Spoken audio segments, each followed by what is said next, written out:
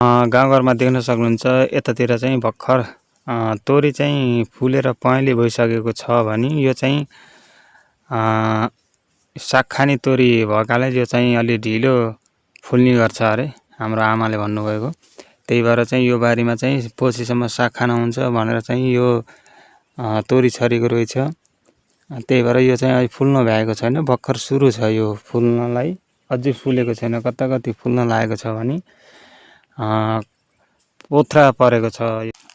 यो ओद्दा हो, यति लगाइएको छ। पहिला 10 रुपियाँ किलो अर्थात् 15 रुपियाँ किलो ओद्दा छ अरे ठाडामा भन्दाखेरि।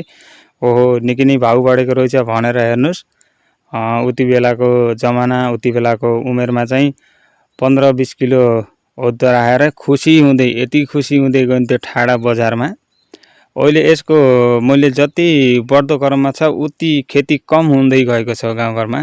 यो दृश्य देख्न सक्नुहुन्छ तपाईँले।